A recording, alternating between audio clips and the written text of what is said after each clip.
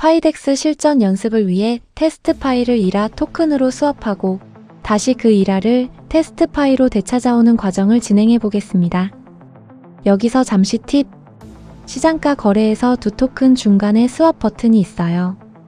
클릭할 때마다 바이와 셀 위치가 바뀌니 적절하게 사용하시면 됩니다.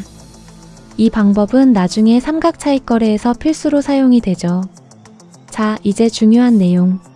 두 번째 스왑 직전에 과연 이 거래가 내게 유리한가를 판단하는 방법 두 가지를 알려드리겠습니다. 첫째는 쉬운 방법이에요. 1차 스왑할 때 넣은 테스트 파이 수량과 받은 이라 토큰 수량을 기록해둡니다.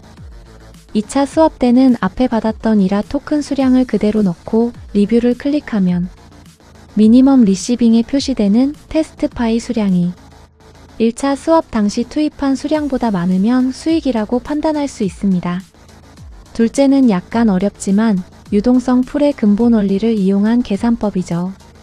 이라를 살 때는 이라가 상대적으로 싸서 많이 받고 나중에 이라를 팔 때는 이라가 상대적으로 비싸서 테스트 파일을 많이 받으면 이익입니다. 약간 어렵죠? 실제 계산으로 설명드리겠습니다. 먼저 이라의 가치를 가늠하는 기준을 정할게요. 테스트 파이 1개에 대응하는 이라의 개수를 이라의 가치라고 정하겠습니다. 시장가 거래 스왑창에서 1차 스왑을 하기 위해 셀에 테스트 파이 개수를 넣으면 바이의 이라 개수가 자동으로 계산됩니다. 이라 개수 나누기 테스트 파이 개수를 계산해 RE를 적어 놓습니다. 1 테스트 파이당 교환되는 이라의 수량이죠. 잘 따라오시는 거죠?